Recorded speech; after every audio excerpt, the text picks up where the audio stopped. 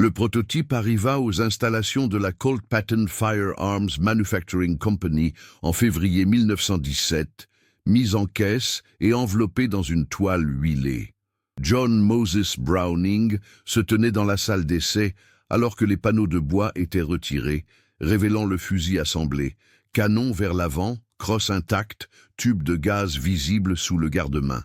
21 livres de mécanique fonctionnelle, chaque composant usiné selon des tolérances mesurées en millièmes de pouce. Cette pièce représentait 18 mois de travail de conception condensé sous une forme physique. Browning avait esquissé la disposition de base dans son atelier d'Ogden, dans l'Utah, en partant du principe que le tir automatique devait devenir portable. Le conflit européen avait démontré qu'une puissance de feu soutenue pouvait influencer les engagements d'infanterie, mais les mitrailleuses fournissant cette puissance nécessitaient des équipes de soldats, des trépieds et des positions fixes. L'exigence des forces armées était claire. Créer un outil qu'un seul soldat pourrait transporter et utiliser tout en restant mobile. Le système de gaz constituait le cœur de la conception. Un évent percé à travers la paroi du canon, positionné près de la bouche où la pression des gaz restait assez élevée pour actionner le mécanisme de manière fiable.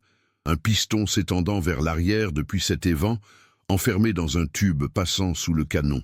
Un ressort de rappel, fournissant la force nécessaire pour renvoyer le mécanisme vers l'avant après chaque cycle. Le gaz, s'échappant du canon, poussait le piston vers l'arrière, et celui-ci entraînait le porte-culasse, déverrouillant la culasse et extrayant l'étui de la cartouche percutée. Browning souleva le fusil de son support. Le poids était réparti sur toute sa longueur, l'ensemble du canon à l'avant, le mécanisme au milieu, la crosse et le système d'amorti à l'arrière. Il actionna manuellement le levier d'armement, sentant le porte-culasse glisser vers l'arrière sur ses rails, la griffe de l'extracteur pivotée en position et les lèvres du chargeur prêtes à guider la cartouche suivante dans la chambre. La séquence mécanique se déroula en silence, chaque pièce suivant sa trajectoire prévue sans la brutalité d'un tir réel. Le canon mesurait 24 pouces, assez long pour développer la pleine vitesse de la cartouche. 30,06, assez court pour rester pratique pour une utilisation à l'épaule. L'emplacement de l'évent de gaz avait nécessité un calcul minutieux. Trop près de la chambre, la pression monterait de façon irrégulière, risquant de détériorer le mécanisme. Trop loin vers la bouche, et une quantité insuffisante de gaz atteindrait le piston, provoquant des échecs de cycle. La position choisie par Browning représentait sa meilleure estimation du point d'équilibre. Le puits de chargeur acceptait un boîtier amovible de 20 cartouches. Pas d'alimentation par bande comme une mitrailleuse, mais une capacité supérieure au magasin interne d'un fusil standard. La conception du chargeur amovible ajoutait de la complexité. Élévateur, ressort, lèvres d'alimentation devant être formées avec précision pour guider les cartouches de manière fiable, mais elle permettait un rechargement plus rapide que les clips et donnait à l'équipement une capacité de tir soutenue sans nécessité d'alimentation continue. Si des histoires comme celle-ci vous aident à voir comment l'ingénierie a discrètement façonné l'histoire, dites-nous dans les commentaires ce qui vous a surpris jusqu'ici.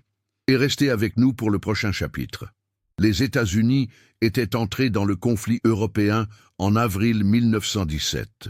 En mai, le département de l'armement de l'armée avait contacté Browning avec des spécifications pour ce qu'ils appelaient un fusil automatique. Pas un fusil traditionnel au sens strict, ni tout à fait une mitrailleuse, mais un instrument occupant l'espace entre ces deux catégories. Le document d'exigence spécifiait une utilisation à l'épaule, une capacité de tir automatique soutenue, un poids ne dépassant pas 30 livres, et un chambrage pour la cartouche standard 30-06 déjà en service. Browning avait 62 ans lorsqu'il reçut ces spécifications. Il avait déjà conçu le pistolet M1911, la mitrailleuse M1917 et de nombreux équipements de tir sportifs. Sa compréhension des systèmes à culasse verrouillée, du fonctionnement par emprunt de gaz et de la gestion du recul provenait de décennies de travail pratique. Construire des prototypes, les tester, identifier les points de rupture et redessiner jusqu'à ce que les mécanismes fonctionnent de manière infaillible. Le défi avec ce fusil automatique résidait dans des exigences simultanées et contradictoires. La légèreté suggérait des mécanismes plus simples et moins de matériaux. La capacité de tir automatique exigeait des pièces robustes capables de supporter le stress de cycles répétés. La fiabilité demandait des marges dans la conception, des tolérances assez souples pour fonctionner malgré la saleté, des ressorts assez puissants pour maintenir leur tension après des milliers de cycles et des dimensions d'évents de gaz fonctionnant selon les conditions du canon. Il travaillait dans une installation de Hartford que Colt avait mise à disposition pour le projet. L'espace contenait des tours, des fraiseuses, des perceuses à colonnes et des équipements de mesure assez précis pour vérifier les dimensions à quelques 10 millièmes de pouce près.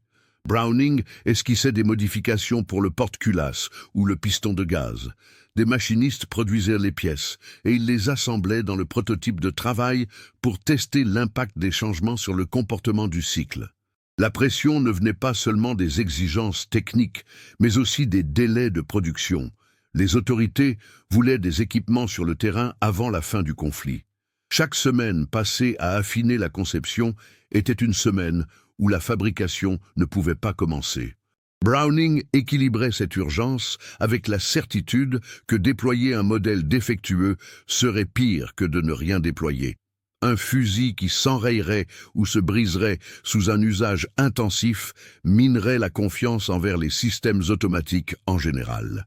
La conception du piston à gaz qu'il avait choisi était basée sur ses travaux précédents, mais à une échelle différente. Le piston voyageait avec le porte-culasse sur toute sa course arrière.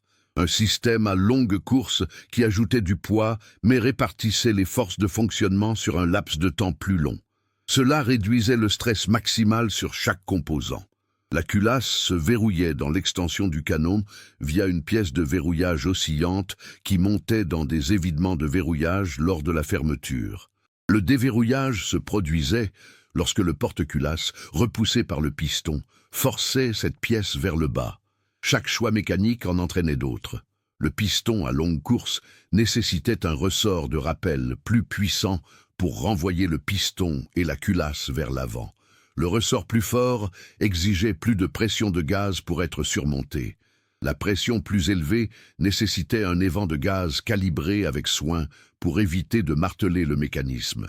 Le système de verrouillage exigeait un usinage précis des surfaces de cam pour garantir une synchronisation constante. Tout était lié dans un réseau de relations mécaniques. Le système de gaz fonctionnait selon des principes que Browning avait perfectionnés lors de ses précédentes créations. Lorsqu'une cartouche était percutée, les gaz de propulsion en expansion poussaient le projectile le long du canon. Au moment où le projectile passait devant l'évent de gaz, situé à environ 4 pouces de la bouche, une partie de ces gaz s'échappait par l'ouverture pour entrer dans le cylindre abritant le piston. La pression des gaz contre la face du piston créait une force vers l'arrière. Puisque le piston était rigidement relié au porte-culasse par une tige de commande, cette force se traduisait directement par un mouvement de recul de tout l'ensemble. Le porte-culasse pesait environ 1 livre, et l'ensemble du piston ajoutait une masse supplémentaire. Déplacer cette masse combinée nécessitait de surmonter la résistance du ressort de rappel, que Browning avait calibré pour fournir assez de tension afin de renvoyer le mécanisme vers l'avant tout en permettant au gaz de cycle le système. Le timing de ce cycle était critique. La culasse ne pouvait pas se déverrouiller avant que la pression dans la chambre ne soit descendue à des niveaux sûrs. Si la culasse s'ouvrait alors que la pression restait élevée, l'étui de la cartouche, encore dilaté contre les parois de la chambre, serait extrait violemment, risquant de se rompre ou de causer des échecs d'extraction. La conception de Browning gérait cela par la combinaison de la position de l'évent et de la masse du piston. L'emplacement de l'évent près de la bouche signifiait qu'au moment où le gaz atteignait le piston, le projectile avait déjà quitté le canon et la pression de la chambre avait considérablement chuté. La masse du piston et du porte-culasse signifiait que même lorsque la pression commençait à pousser, l'inertie du mécanisme créait un délai avant tout mouvement significatif. Ce délai, mesuré en millisecondes, permettait à la pression de chuter encore davantage avant le déverrouillage. Le mécanisme de déverrouillage lui-même fonctionnait par des surfaces de cam. Alors que le porte-culasse reculait, une surface inclinée entrait en contact avec la pièce de verrouillage. Cette pièce siégeait dans une fente verticale du corps de la culasse, engageant des encoches dans l'extension du canon. Lorsque le porte-culasse la poussait vers le bas, elle se retirait des encoches, libérant la culasse pour qu'elle puisse reculer avec l'ensemble. Une fois déverrouillée, la culasse et le porte-culasse reculaient ensemble. L'extracteur, une petite griffe en acier fixée à la face de la culasse, saisissait le rebord de l'étui vide et le tirait hors de la chambre. Un éjecteur, placé pour frapper la base de l'étui au point maximum du recul, projetait l'étui hors du mécanisme par une fenêtre d'éjection située sur le côté droit du boîtier. Le ressort de rappel, compressé durant le recul, renvoyait ensuite l'ensemble vers l'avant. Lorsque la face de la culasse rencontrait la cartouche supérieure du chargeur, celle-ci était extraite et guidée dans la chambre. L'élan vers l'avant installait complètement la cartouche. La phase finale du mouvement relevait la pièce de verrouillage dans ses encoches et le système était prêt pour un nouveau cycle. Toute cette séquence, extraction, éjection, alimentation, chambrage, verrouillage, se produisait en environ 1/10 de seconde lorsque l'équipement fonctionnait à sa cadence cyclique d'environ 500 à 650 coups par minute. La vitesse du cycle dépendait de la pression des gaz, de la tension du ressort et de la masse des pièces mobiles, des variables que Browning avait équilibrées par des essais itératifs. Pensez-vous que ce choix de conception était inévitable ou un pari risqué à l'époque? Partagez votre avis dans les commentaires et transmettez cette histoire à quelqu'un qui aime comprendre comment les choses fonctionnent réellement. Les premiers essais de tir révélèrent des problèmes que Browning avait anticipés mais qu'il devait quantifier. La taille de l'évent de gaz, percé selon un diamètre initial, basé sur les courbes de pression de la cartouche. 30,06 produisait un cycle soit trop violent, soit trop faible, selon les variations des lots de munitions. Différentes formulations de poudre créaient des caractéristiques de pression variées, et le système de gaz devait fonctionner sur toute cette plage. Browning se tenait devant le banc d'essai, un lourd cadre en bois qui maintenait le fusil en toute sécurité tout en permettant des tirs contrôlés. Il avait équipé le prototype de marqueur pour montrer jusqu'où le porte-culasse voyageait à chaque cycle. Trop de courses, et le mécanisme s'autodétruisait en sollicitant les pièces au-delà de leurs limites. Trop peu, et la culasse ne terminait pas son cycle, causant des échecs d'extraction ou d'alimentation. La solution exigeait d'agrandir les vents de gaz par petits incréments. Chaque agrandissement augmentait le volume de gaz admis, augmentant la force sur le piston.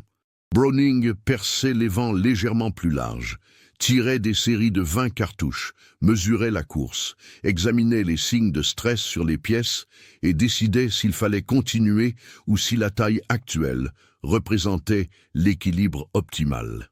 Le processus prit des semaines. Les vents qui s'avéra finalement fiables étaient plus larges que ce que ses calculs initiaux suggéraient. L'écart provenait de facteurs réels que les modèles théoriques ne pouvaient pas totalement anticiper. Fuite de gaz autour du piston, friction dans les guides, variation de pression dues à la température du canon. Les modèles fournissaient un point de départ, mais la fiabilité fonctionnelle venait des tests empiriques. Le système d'amorti nécessita également des ajustements. Un ensemble ressort-piston à l'arrière du boîtier absorbait l'impact lorsque le porte-culasse atteignait sa limite de recul. L'amortisseur empêchait le porte-culasse de frapper directement le boîtier, ce qui aurait causé une déformation du métal et une défaillance finale. Le taux de compression du ressort devait être assez fort pour amortir le choc sans renvoyer le porte-culasse prématurément. Browning testa différentes configurations de ressorts, mesurant les forces d'impact et les caractéristiques de rebond. La conception finale de l'amortisseur utilisait un assemblage à plusieurs ressorts, se comprimant progressivement. Une compression initiale plus souple, laissant place à une résistance plus ferme. Cette résistance progressive lissait la décélération sans créer de force de rebond brutale. Le mécanisme de détente présentait ses propres défis. Le fusil devait tirer en automatique lorsque la détente était maintenue, mais nécessitait aussi un sélecteur pour le tir au coup par coup. Browning conçut un sélecteur monté sur le côté gauche. Dans une position, le commutateur ne permettait au chien de tomber qu'une seule fois par pression. Dans l'autre, il maintenait la barre de transfert en position pour relâcher le chien de manière répétée tant que la détente restait pressée. La synchronisation entre le verrouillage de la culasse et le relâchement du chien exigeait une coordination précise. Le chien ne pouvait pas tomber avant que la culasse ne soit totalement verrouillée. Si cela arrivait pendant que la culasse était encore en mouvement, la cartouche pourrait être percutée avant un verrouillage correct, causant potentiellement un échec catastrophique. Browning utilisa le mouvement final du porte-culasse pour libérer une gâchette qui retenait le chien jusqu'à ce que le verrouillage soit complet. L'équipement entra en service en septembre 1918, officiellement désigné sous le nom de Browning Automatic Rifle, Model of 1918. La doctrine tactique pour laquelle il avait été conçu, le tir en marchant, où les soldats avançaient en utilisant des systèmes automatiques depuis l'épaule, se révélerait problématique en pratique. Utiliser un fusil de 21 livres tout en marchant produisait une précision que les planificateurs avaient surestimée. L'effort physique requis pour porter l'objet et ses munitions épuisait les soldats plus vite que prévu. Pourtant, le fusil lui-même fonctionnait. Le système de gaz cyclait de manière fiable dans diverses conditions.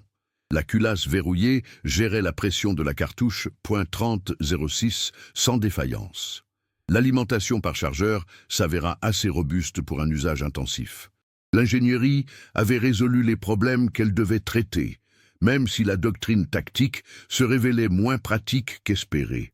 Ce qui devint clair au cours de la vie opérationnelle de cet outil, s'étendant à travers la Seconde Guerre mondiale, la Corée et les premières années du Vietnam, fut que le concept de fusil automatique réussit non pas grâce au tir en marchant, mais parce qu'il remplit un rôle différent. Les unités d'infanterie l'utilisèrent comme arme automatique d'escouade, utilisée depuis des positions allongées ou sur des supports, fournissant un tir de suppression pendant que d'autres soldats manœuvraient. Le rôle imaginé par Browning se transforma en celui qu'il servit réellement. Cette transformation révéla quelque chose sur les contraintes d'ingénierie et l'innovation. Browning avait optimisé la conception autour d'exigences spécifiques. Utilisation à l'épaule, capacité automatique, portabilité individuelle. Ces besoins venaient d'un concept tactique éphémère. Mais les décisions techniques prises pour y répondre, la conception du système de gaz, la répartition du poids, la capacité du chargeur, s'avérèrent assez durables pour servir d'autres applications. Le BAR resta en service américain pendant près de 50 ans, non pas parce que la doctrine originale était correcte, mais parce que l'instrument était assez robuste, fiable et adaptable pour remplir des rôles que son concepteur n'avait pas spécifiquement prévus. Des modèles ultérieurs seraient plus légers, utiliseraient des systèmes de gaz différents et intégreraient les leçons apprises. Mais le compromis d'ingénierie fondamentale atteint par Browning, un tir automatique portable à l'épaule, établit une catégorie d'armement d'infanterie qui allait persister. La curiosité finale résidait dans cet écart entre l'intention de conception et l'usage réel. Browning avait créé une solution fonctionnelle à un problème tactique qui s'avéra moins important qu'anticipé. Pourtant, la solution survécut au problème, car l'ingénierie elle-même était saine. Les vents de gaz soigneusement calibrés, le système de verrouillage affiné, l'amortisseur testé, ces détails mécaniques fonctionnaient indépendamment du fait que les soldats utilisaient l'objet en marchant ou en position défensive allongée. Le BAR M1918 resta en production avec des modifications jusqu'en 1945. La production totale dépassa les 350 000 unités réparties entre plusieurs fabricants. Le système de gaz de base conçu par Browning en 1917 resta inchangé à travers toutes les variantes de production. Des modifications ultérieures ajoutèrent des bipieds, modifièrent le profil du canon et ajustèrent la forme de la crosse.